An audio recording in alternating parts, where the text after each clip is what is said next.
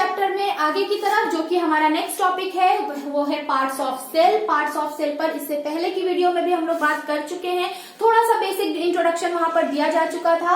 आज हम लोग इन टॉपिक्स पर थोड़ा डिटेल में डिस्कस करेंगे। बेसिकली हम लोग आज यहाँ पर सेल वॉल और सेल मेम्ब्रेन को लेकर आगे बढ़ेंगे, उनको कंपेयर करके देखेंगे, उनके स्ट्रक्चर कैसा होता है, उनका फंक्शन कैसा होता है। बट उससे पहले एक छोटा सा टॉपिक है जिस पर हम लोग डिस्कस कर लेते हैं, वो है सेल का साइज, सेल का शेप और सेल का नंबर। ठीक है, तो पहले हम लोग बात करेंगे यहाँ पर सेल साइज की। अगर हम सेल साइज की बात करें, ठीक है, यानी सेल का साइज कैसा होता है, तो डिफरेंट सेल ऑर्गेनेल्स जो होते हैं, डिफरेंट ऑर्गेनिज्म जो होते हैं वो डिफरेंट साइज के हो सकते हैं। बेसिकली सेल को मेजर करने के लिए जिन यूनिट का हम यूज करते हैं वो यूनिट होती है माइक्रोमीटर। ठीक है, क्या होती है? माइक्रोमीटर होती है, जिसको हम माइक्रोन भी कहते हैं। ठीक है, माइक्रोन भी कहते हैं, और माइक्रोन को हम लोग इस सिंबल के थ्रू क्या करते हैं? रिप्रेजेंट करते हैं। ठीक है, तो अगर हम इस यूनिट के थ्रू अगर हम किसी सेल को नापते हैं या सेल को मेजर करते हैं तो छोटी से छोटी और बड़ी से बड़ी सेल हमको देखने को मिलती है। ठीक है, वैसे तो सेल का साइज बहुत छोटा होता है, क्यों? क्योंकि वो एक सिंगल यूनिट है। जनरली हम लोग एक सेल को अपनी नेकेड आई से नहीं देख सकते, क्यों? क्योंकि वो बहुत छोटी है, माइक्रोस्कोपिक है। ठीक है, अगर हम छोटी से छोटी सेल की बात करें तो जो सबसे छोटी सेल हमारी पाई जाती है वो है एक बैक्टीरिया, एक प्रोकैरियोटिक बैक्टीरिया, एक एंशिएंट टाइम में आया हुआ बैक्टीरिया, जिसको हम बोलते हैं माइकोप्लाज्मा। ठीक है, क्या बोलते हैं बच्चों? एग्जाम्पल है जिसको हम बोलते हैं माइकोप्लाज्मा। ये माइकोप्लाज्मा को जब हम मेजर करके देखते हैं तो 0.1 माइक्रोन इसकी क्या होता है? पूरा डायमीटर जो होता है माइकोप्लाज्मा, पूरी सेल का जो माइकोप्लाज्मा की एक सेल है, वो एक सेल ही है, वो मतलब एक सेल का ही क्या है, वो पूरा ऑर्गेनिज्म है, उसका जो मेजरमेंट लिया गया वो 0.1 लिया गया।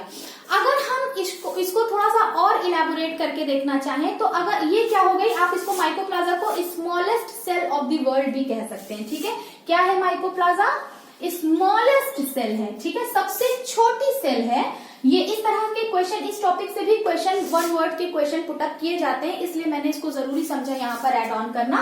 तो सबसे स्मॉलेस्ट सेल जो है वो हमारी क्या है? माइकोप्लाज्मा है। अगर हम लॉन्गेस्ट की बात करें, ठीक है, लॉन्गेस्ट की बात करें यानी लंबाई में अगर हम देखें सेल को, सेल का साइज को अगर हम मेजर करने की कोशिश करें तो सबसे लंबी सेल जो होती है वो होती है एक नर्व सेल। ठीक है, और किसकी नर्व सेल? बेसिकली जिराफ की नर्व सेल। ठीक है, तो अगर हम नर्व सेल को बोले तो नर्व सेल हमारी क्या है? सबसे लॉन्गेस्ट सेल कहलाती है। ठीक है, लॉन्गेस्ट सेल है, और ये लगभग 1 मीटर तक, 1 मीटर तक इसकी लंबाई मेजर की गई है। ठीक है, अब बात आती है कि थोड़ा सा और साइज बड़ा कर लेते हैं, लार्जेस्ट सेल की बात करते हैं। ऐसी कोई सेल जो कि सबसे बड़ी हो, मेजर करने पर सबसे बड़ी मिली हो हमें। देखिए, लॉन्गेस्ट और लार्जेस्ट में फर्क है। लॉन्गेस्ट का मतलब है सबसे लंबी, लार्जेस्ट का मतलब है हम उसके डायमीटर की बात कर रहे हैं अगर। ठीक है, तो लार्जेस्ट सेल की अगर हम बात करें तो बेसिकली लार्जेस्ट सेल जो होती है, जितने भी बर्ड्स होती है ना, उनके जो एग होते हैं, है ना, एग तो आपने देखा होगा, खाया भी होगा, तो एग जो होता है वो सबसे लार्जेस्ट सेल होता है। और बर्ड्स में सबसे बड़ा एग किसका होता है?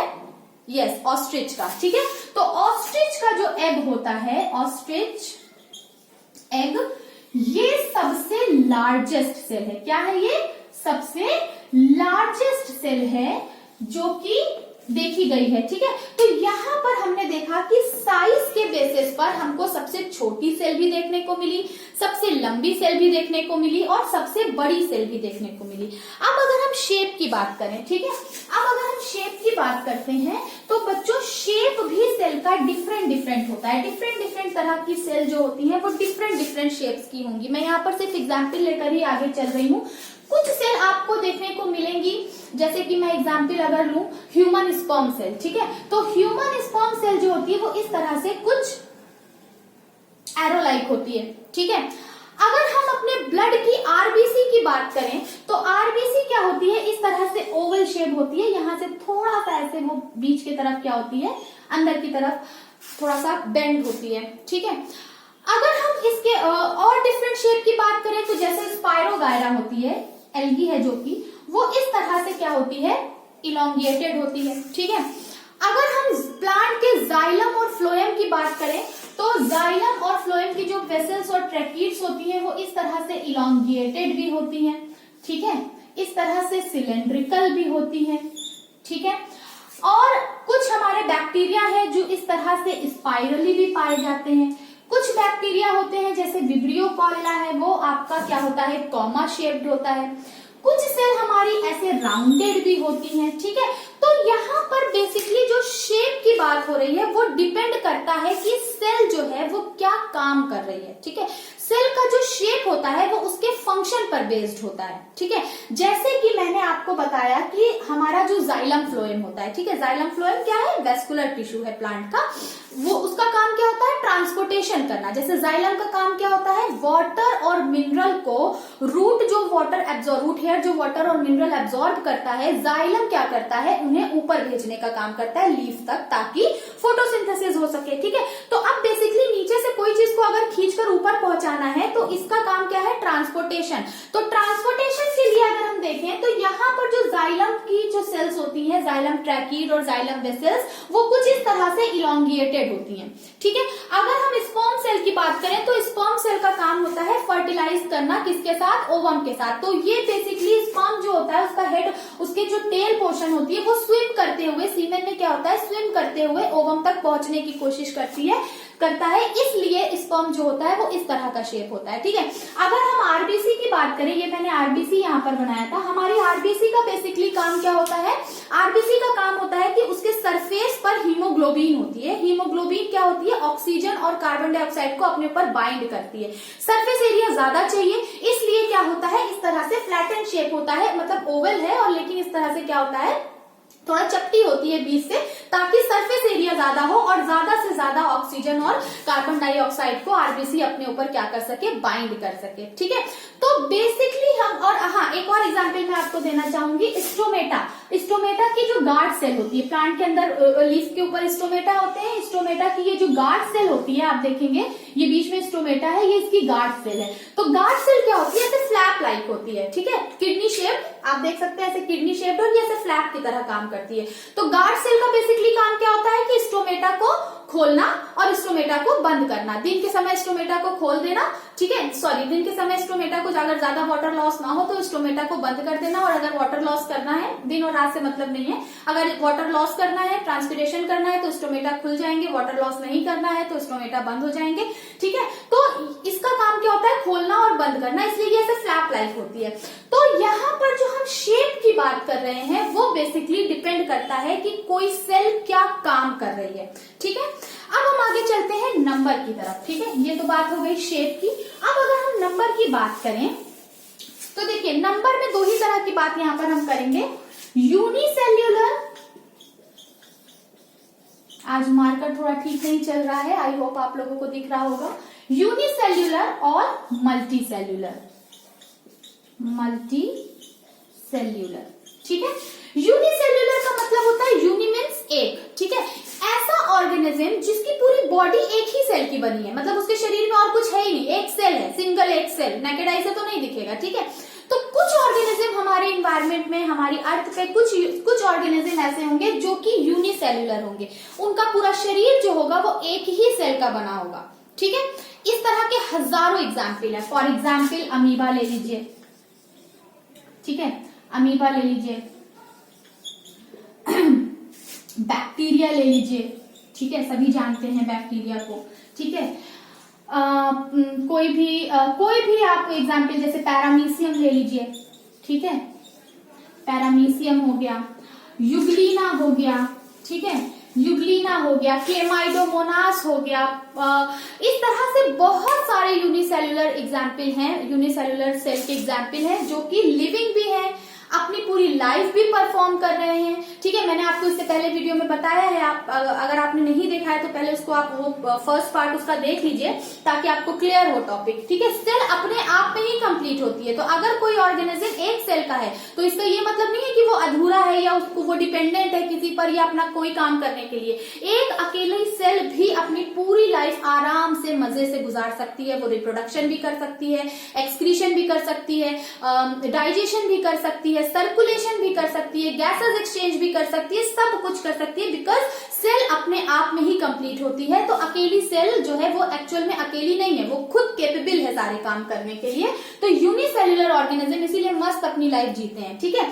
उसी तरह मल्टी सेलुलर ऑर्गेनिज्म होती है। अब मल्टी सेलुलर पे मुझे नहीं लगता कि बहुत ज्यादा डिस्कस करने की जरूरत है, क्योंकि यहाँ पर मैं खुद एक मल्टी सेलुलर ऑर्गेनिज्म का एग्जाम्पल हूँ, आप खुद मल्टी सेलुलर ऑर्गेनिज्म का एग्जाम्पल है। जितने भी एनिमल, जितने भी प्लांट, जितने भी इंसेक्ट हम देख पा रहे हैं अपनी नेकेड आई से विदाउट एनी एफर्ट, वो सब क्या है, मल्टी सेलुलर है, ठीक है। बहुत छोटे से अगर हम एग्जाम्पल लेते हैं तो फंगस ले लेते हैं, फंगस भी हम देख सकते हैं, ठीक है। फंगस देख सकते हैं हम, एल्गीज देख सकते हैं हम, छोटे पौधे भी देख सकते हैं, बड़े प्लांट भी देख सकते हैं, जितने भी हमारे एनिमल हैं, इंसेक्ट है, ये सब क्या है, मल्टी सेलुलर है। तो अगर हम नंबर्स की बात करें तो बेसिकली दो ही तरह के हमारे पास दो ही टाइप की सेल देखने को मिलेंगी, कुछ होंगी यूनिसेल्युलर और कुछ होंगे मल्टी सेलुलर, ठीक है। अब हम बात करते हैं जो कि हमारा मेन टॉपिक है, और वो है आज का ये कंपोनेंट ऑफ सेल, कि सेल जो है वो किन किन पार्ट से मिलकर बने हैं, ठीक है।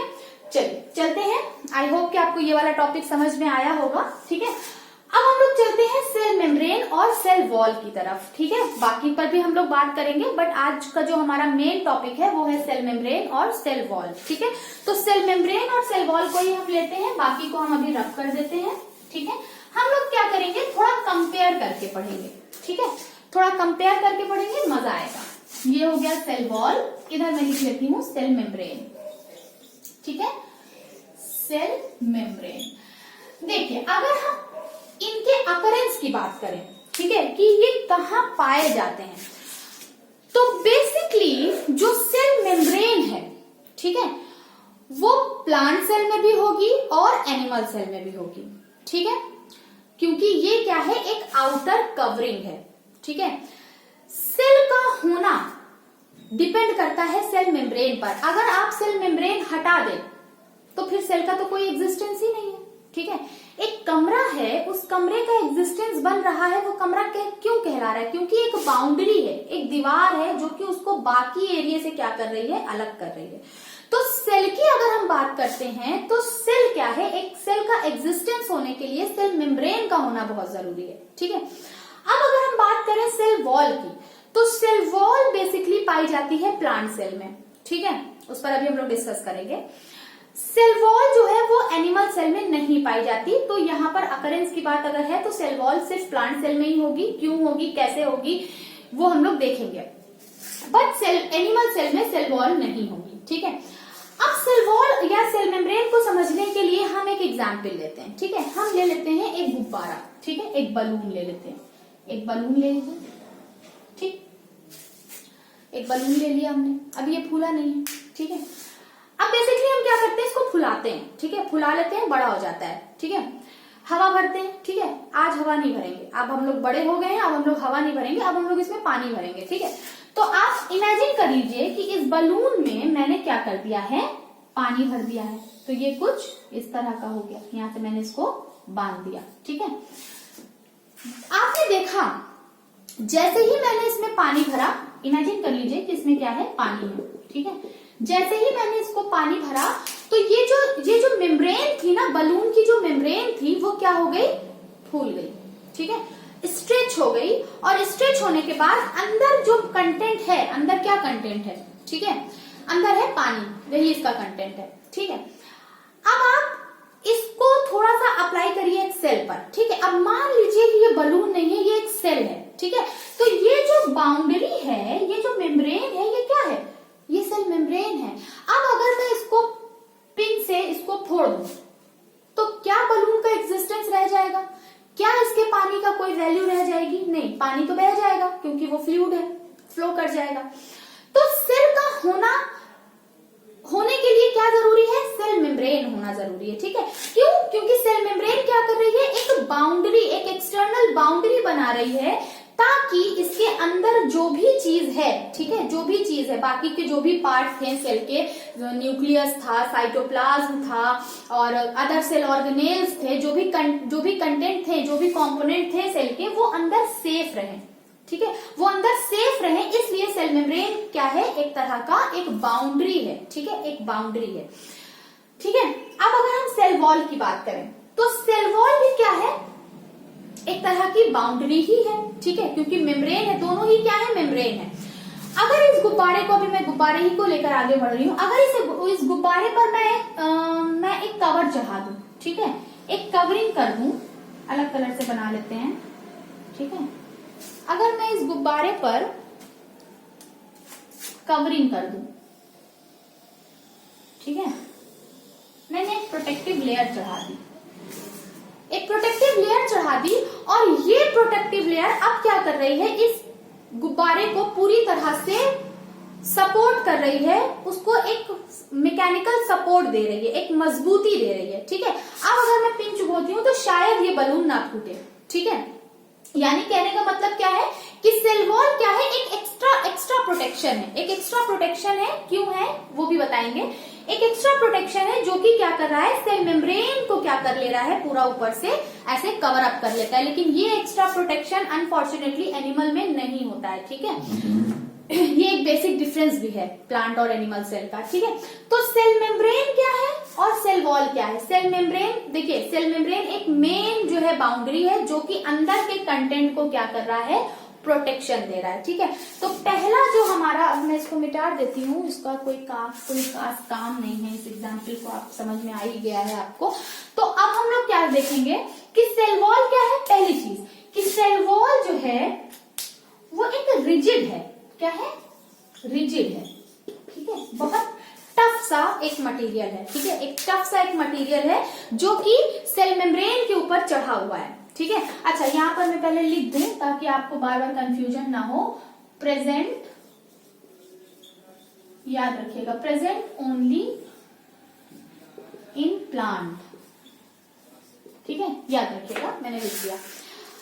तो ये जो रिजिडिटी है, ये रिजिडिटी क्यों है, क्योंकि अब आप प्लांट को थोड़ा सा ऑब्जर्व करिए, ठीक है। जैसे कि मैंने पहले वीडियो में बताया था, हम अपने चीक्स को जब ऐसे छूते हैं तो कितना सॉफ्ट अपीयरेंस आता है, ठीक है, क्यों, क्योंकि यहाँ पर कोई सेल वॉल नहीं है। लेकिन अगर हम जाकर किसी प्लांट को छूते हैं, ठीक है, किसी प्लांट के स्टेम को छूते हैं, जैसे सपोज कि हमने नीम का पेड़ है, ठीक है, उस नीम के पेड़ को जाकर हमने हग किया, या नीम के पेड़ को हमने ऐसे टच किया, तो बहुत ऐसे रफ सा टेक्सचर हमको फील होता है, ठीक है।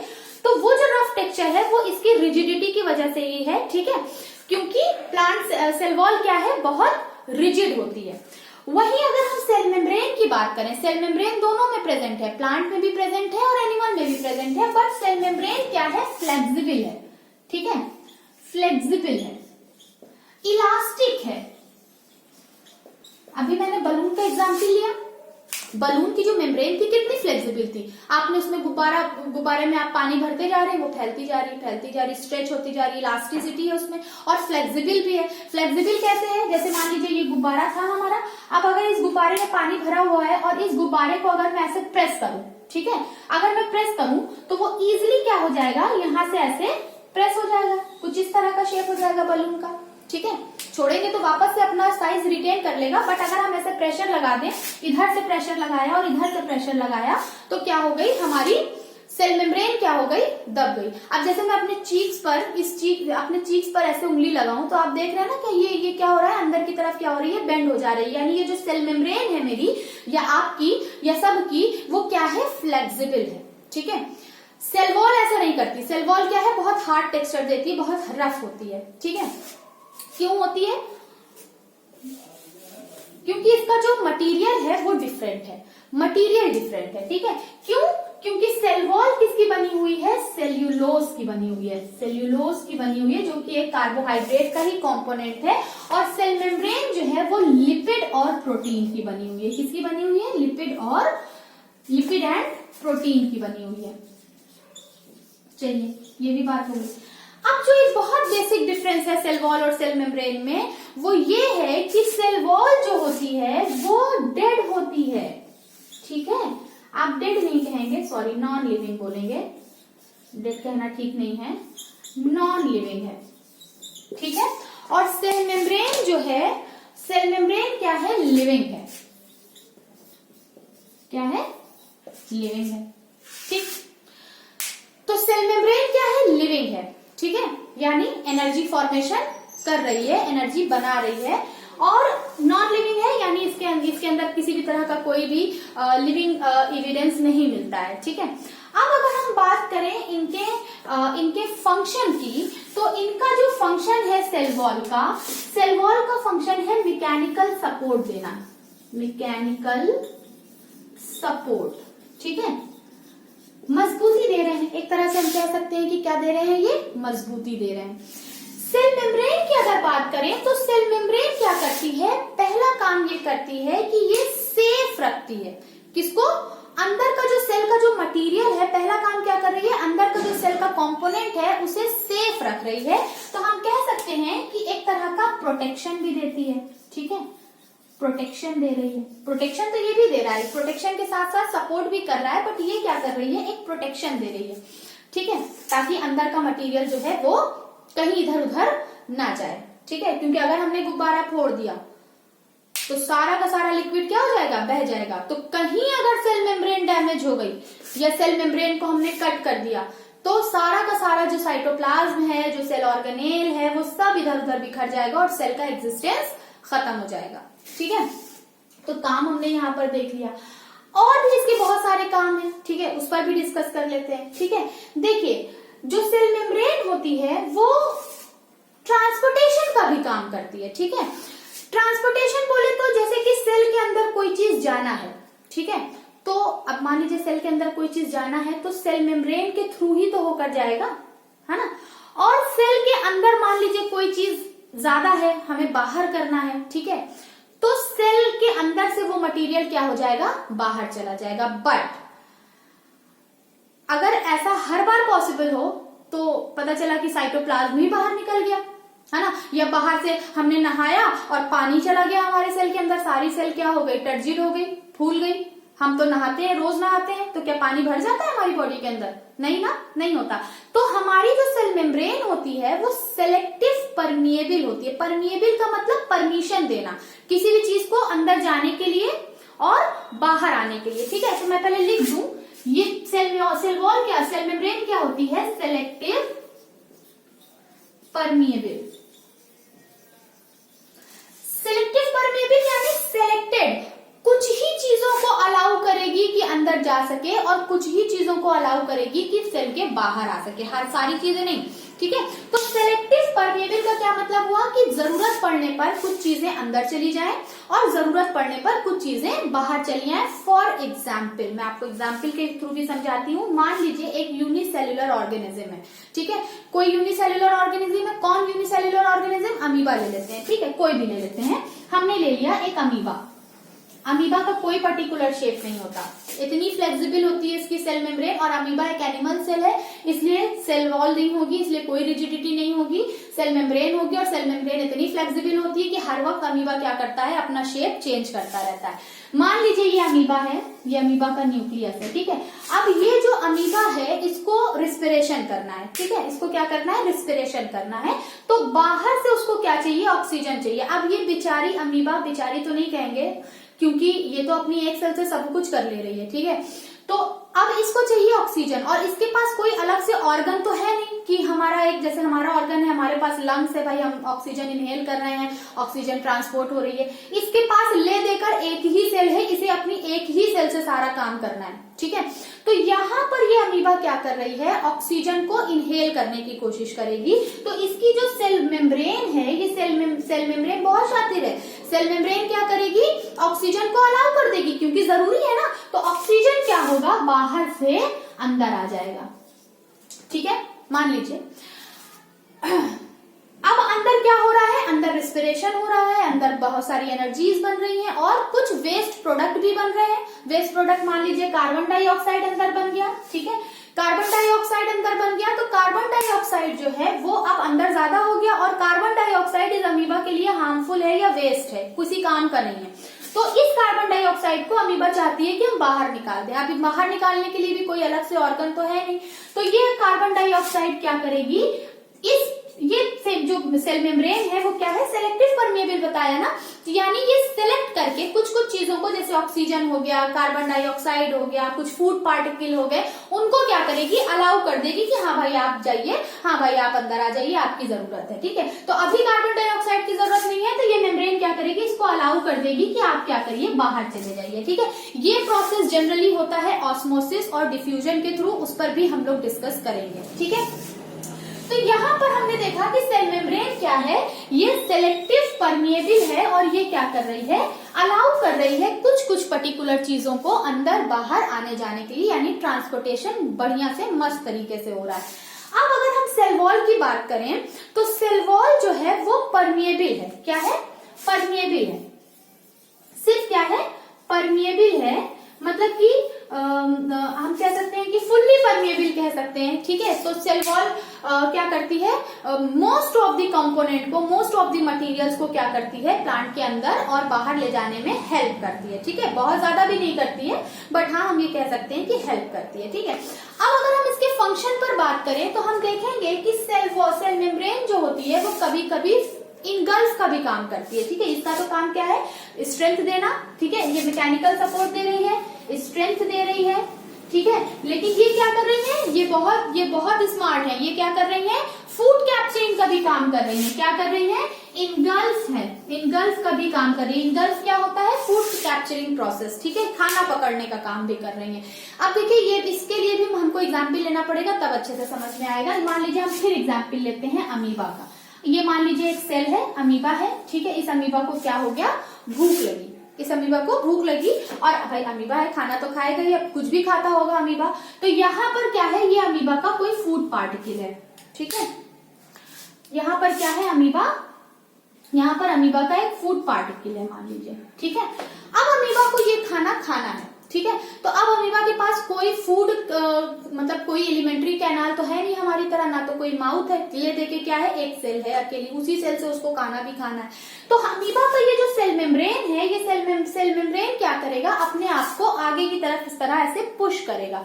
ठीक है, इस तरह से अमीबा का सेल मेम्ब्रेन जो है ये खिसक खिसक के क्या होगा, इस फूड की तरफ आएगा, और ये अपना जो सेल, इसका ये जो सेल मेम्ब्रेन है, ये इसको इस तरह से ऐसे आगे की तरफ बढ़ाने की कोशिश करेगी।